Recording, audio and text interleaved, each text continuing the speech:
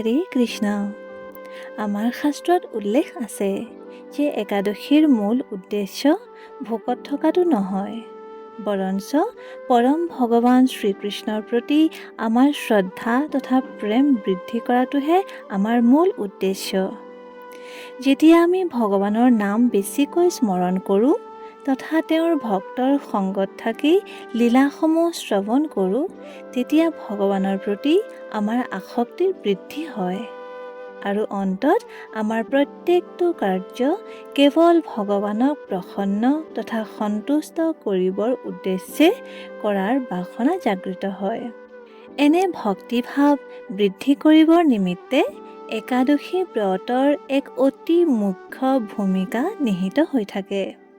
সেইবাবে প্ৰত্যেকটো একাদশীৰ ব্ৰতৰ পালন অতি নিষ্ঠা তথা শ্ৰদ্ধা সহকাৰে কৰাটো অতি আৱশ্যকীয়। আহক আজি আমি জেঠ মাহৰ কৃষ্ণপক্ষত সমাগত হোৱা অতি পবিত্ৰ অপৰা একাদশীৰ বিষয়ে আলোচনা কৰোঁ। এবাৰ যুধিষ্ঠিৰ মহাৰাজে ভগৱান শ্ৰীকৃষ্ণক জেঠ মাহৰ একাদশী তিথিৰ বিষয়ে বিস্তাৰিত ৰূপত ক'বলৈ অনুৰোধ জনালে। এই কথা শুনি ভগৱান শ্ৰীকৃষ্ণই ক'লে যে এই প্ৰশ্নৰ উত্তৰৰ দ্বাৰা সম্পূৰ্ণ জগতৰেই কল্যাণ হ'ব পাৰে। তেওঁ ক'লে যে এই একাদশীয়ে অতি সুন্দৰ বৰ প্ৰদান কৰে। এই অপৰা একাদশী অপাৰ ধন প্ৰদান কৰোঁতা হয়। যি ব্যক্তিয়ে এই ব্ৰত পালন কৰে তেওঁ সমগ্ৰ বিশ্বতে প্ৰসিদ্ধ হৈ পৰে। এই ব্ৰতৰ প্ৰভাৱৰ দ্বাৰা ব্যক্তি জঘন্য পাপ কৰ্ম যেনে ব্ৰাহ্মণ হত্যা, পৰনিন্দা, দুৰাচাৰ আদি সকলো পাপৰ পৰা দূৰ হৈ পৰে। আনকি পৰস্ত্ৰীগমন, মিছা সাক্ষী দিয়া, অসত্য বচন কোৱা এই ধৰণৰ ঘোৰ পাপো নষ্ট হৈ পৰে। ৰণভূমিৰ পৰা পলাই যোৱা ক্ষত্ৰিয়, ধন লাভ কৰিবৰ বাবে শাস্ত্ৰ অধ্যয়ন কৰা, গুৰুৰ নিন্দা কৰা শিষ্য এনে পাপী ব্যক্তিও যদি এই অপৰা একাদশীৰ পালন কৰে তেন্তে তেওঁ আধ্যাত্মিক লোকলৈ গমন কৰাৰ অধিকাৰী হৈ পৰে। পুষ্কৰ নদীত কাৰ্তিক পূৰ্ণিমা তিথিত স্নান কৰিলে তথা গংগা নদীত পূৰ্বপুৰুষসকলক পিণ্ডদান কৰা, কাশীত মহাশিৱৰাত্ৰি পালন কৰা, মাঘ মাহত প্ৰয়াগ তীৰ্থত স্নান কৰা, গয়াত পিণ্ডদান কৰা, স্বৰ্ণদান কৰা, সূৰ্যগ্ৰহণৰ সময়ত কুৰুক্ষেত্ৰত স্নান কৰা, কুম্ভমেলাত কেদাৰনাথ অথবা বদ্ৰীনাথৰ দৰ্শন কৰা ইত্যাদি পুণ্য কৰ্মৰ দ্বাৰা যি ফল প্ৰাপ্তি হয় সেই একে ফলেই এই অপৰা একাদশী নিষ্ঠা তথা শ্ৰদ্ধা সহকাৰে পালন কৰিলেও প্ৰাপ্তি হয়। ইয়াৰ কথা এনেধৰণৰ যে প্ৰাচীন কালত মহিধ্বজ নামৰ এজন অতি পুণ্যৱান ৰজাই বাস কৰিছিল। ৰজা মহিধ্বজৰ পূৰ্ণ প্ৰতাপৰ তেজ সম্পূৰ্ণ ৰাজ্যতে আলোকিত কৰি তুলিছিল। কিন্তু কোৱা হয় যে ভাল আৰু বেয়া সকলো ঠাইতে থাকেই, সেইবাবেইতো চন্দ্ৰমাতো দাগ থাকে। ঠিক সেইদৰেই অত্যন্ত ধাৰ্মিক, সহিষ্ণু, উদাৰ মহিধ্বজ ৰজাৰ পৰিবাৰতো ঈৰ্ষাৰে পৰিপূৰ্ণ তেওঁৰ কনিষ্ঠ ভাতৃ বজ্ৰধ্বজো বাস কৰিছিল। হয়, তেওঁৰ নিজৰে ভাতৃ আছিল বজ্ৰধ্বজ, কিন্তু তেওঁ ৰজা মহিধ্বজৰ খ্যাতিৰ দ্বাৰা সৰ্বদাই দুখী হৈ পৰাৰ কাৰণে অন্তত এদিন সকলো মৰ্যাদা ভংগ কৰি পেলালে। সেই ৰাতি আছিল ঘন ঘোৰ কালৰাত্ৰি। সম্পূৰ্ণ ৰাজ্য গভীৰ নিদ্ৰাত ঢলি পৰিছিল। বাহিৰত আন্ধাৰটো আছিলেই, কিন্তু এই ৰাজ্যৰ ভাগ্যতো অত্যন্ত গভীৰ আন্ধাৰ আহিব লগা আছিল। সেই দুৰাচাৰী বজ্ৰধ্বজে নিজৰ হাতত তৰোৱাল লৈ নিজ ভাতৃ মহিধ্বজৰ কক্ষৰ পিনে ৰাওনা হ'ল আৰু তাত উপনীত হৈ নিজ ভাতৃ তথা সেই ৰাজ্যৰ মহান ৰজা মহিধ্বজক নিৰ্মমভাৱে হত্যা কৰি পেলালে। অত্যন্ত ক্ৰূৰ সেই দানৱটোৱে হত্যা কৰাৰ পিছত ৰজাৰ মৃত শৰীৰটো নগৰৰ বাহিৰৰ এজোপা আঁহত গছৰ তলত পুতি পেলালে। সেইবাবে ৰজা মহিধ্বজৰ অকাল মৃত্যু হোৱাত তেওঁ প্ৰেত যোনি প্ৰাপ্তি কৰিলে আৰু তাৰ পিছত সেই গছজোপাতে থাকিবলৈ ল'লে।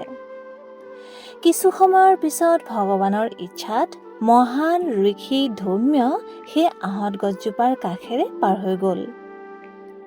তেওঁ নিজৰ তপোবলৰ দ্বাৰা সেই প্ৰেতটোক দেখা পালে আৰু এই কথাও গম পালে যে তাৰ এই দুৰ্দশা কিদৰে হ'বলৈ পালে। উদাৰ মনৰ অধিকাৰী সেই ঋষিজনে প্ৰেতৰ যোনিত থকা ৰজা মহিধ্বজক গছৰ পৰা তললৈ নমাই আনিলে আৰু তেওঁক পৰলোক বিদ্যাৰ দান কৰিলে। নিজৰ দয়া তথা কৰুণাৰ দ্বাৰা বশীভূত হৈ ঋষি ধৌম্যই ৰজাৰ বাবে স্বয়ং অপৰা একাদশীৰ অনুষ্ঠান কৰিলে আৰু যেতিয়া পাৰণৰ সময় হ'ল তেতিয়া ঋষিয়ে নিজৰ একাদশীৰ সম্পূৰ্ণ ফল ৰজা মহিধ্বজক সমৰ্পিত কৰিলে। এই একাদশীৰ পুণ্য প্ৰভাৱৰ দ্বাৰা ৰজাই পিশাচ যোনিৰ পৰা মুক্তি লাভ কৰিলে আৰু কেৱল সেয়াই নহয়, তেওঁ ঋষি ধৌম্যৰ প্ৰতি নিজৰ কৃতজ্ঞতা ব্যক্ত কৰিলে আৰু তেওঁৰ বাবে বিশেষ ৰূপে অহা বিমানত উঠি বৈকুণ্ঠলৈ তেওঁ গমন কৰিলে। তেন্তে আহক এতিয়া আমি আলোচনা কৰোঁ এই একাদশী ব্ৰত আমি কিদৰে পালন কৰা উচিত। সবাতোকৈ প্ৰথমে একাদশী পালন কৰিবৰ বাবে আমি দশমীৰ দিনাৰ পৰাই কিছুমান প্ৰস্তুতি চলাই থ'ব লাগে। যিদৰে দশমীৰ দিনা যদি সম্ভৱ হয় তেন্তে সন্ধ্যাৰ পূৰ্বে পাতল আহাৰহে গ্ৰহণ কৰিব লাগে। ৰাতি পৰম ভগৱান শ্ৰীকৃষ্ণৰ স্মৰণ কৰি সোনকালে শয়ন কৰিব লাগে আৰু পৰৱৰ্তী দিনা একাদশীত পুৱা ব্ৰহ্ম মুহূৰ্তত উঠিব লাগে। উঠি স্নান কৰি ভগৱানৰ মংগল আৰতি কৰিব লাগে। যদি সেয়া সম্ভৱ নহয় তেন্তে অনলাইনতো দৰ্শন কৰিব পাৰে। মংগল আৰতিৰ পিছত একাদশী ব্ৰতৰ সংকল্প গ্ৰহণ কৰিব লাগে। নিজৰ হাতত অলপ গংগাজল লৈ আৰু ভগৱানৰ ফটো অথবা বিগ্ৰহৰ সন্মুখত একাদশী ব্ৰতৰ সংকল্প গ্ৰহণ কৰি এই মন্ত্ৰ উচ্চাৰণ কৰিব পাৰে। একাদশ্যম নিৰাহাৰ স্থিত্বা অহম পৰেহনি ভক্ষ্যামি পুণ্ডৰীকাক্ষ শৰণম মে ভৱাচ্যুত। এইদৰে সংকল্প গ্ৰহণ কৰি নিজৰ মন বুদ্ধি তথা ইন্দ্ৰিয়সমূহ ভগৱানৰ চৰণ কমলত কেন্দ্ৰিত কৰি তুলসী দেৱীৰ সেৱা পূজা কৰা উচিত।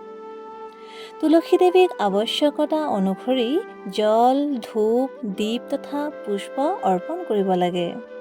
তেওঁক প্ৰণাম জনাব লাগে আৰু সন্মুখত বহি হৰে কৃষ্ণ মহামন্ত্ৰৰ যিমান পাৰি সিমান তথা এক নিৰ্ধাৰিত সংখ্যাত জপ কৰিব লাগে। আৰু একাদশীত যদি আমি সম্পূৰ্ণ উপবাসত থাকিব পাৰোঁ তেন্তে সেয়াই শ্ৰেষ্ঠ। কিন্তু যদি কোনো শাৰীৰিক অসুবিধা থাকে তেন্তে আমি নিজৰ আৱশ্যকতাৰ অনুসৰি দিনত এবাৰ অথবা দুবাৰ ফল মূল, গাখীৰ, একাদশী প্ৰসাদ তথা গাখীৰৰ পৰা প্ৰস্তুত কৰা প্ৰসাদ সেৱন কৰিব পাৰোঁ। শিশু, বৃদ্ধ ব্যক্তি, গৰ্ভৱতী মহিলা, স্তনপান কৰোৱা মহিলাসকলক একাদশী প্ৰসাদ সেৱন কৰি ব্ৰত ৰাখিবলৈ উপদেশ দিয়া হয়।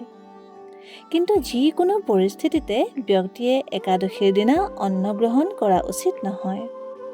আৰু অন্ন বুলি ক'লে চাউল, দাইল, ঘেঁহু, দালিয়া, মটৰ ইত্যাদি তথা সেইবোৰৰ পৰা প্ৰস্তুত কৰা খাদ্য পদাৰ্থ সেই সকলোবোৰকে ধৰা হয়। সেইদিনা প্ৰয়াস কৰা উচিত যে বাহিৰৰ পৰা অনা পেকেট কৰি থোৱা কোনো বস্তু যাতে খোৱা নহয়। একাদশীৰ দিনা সম্পূৰ্ণ দিনটোত পৰম ভগৱানৰ দিব্য লীলাৰ শ্ৰৱণ তথা অধ্যয়ন কৰাত ব্যস্ত থাকিব লাগে। সন্ধ্যা সময়ত ঘৰত ভগৱান তথা তুলসী দেৱীৰ ওচৰত ঘিউৰ চাকি জ্বলোৱা উচিত। হৰে কৃষ্ণ মহামন্ত্ৰৰ কীৰ্তন কৰা উচিত।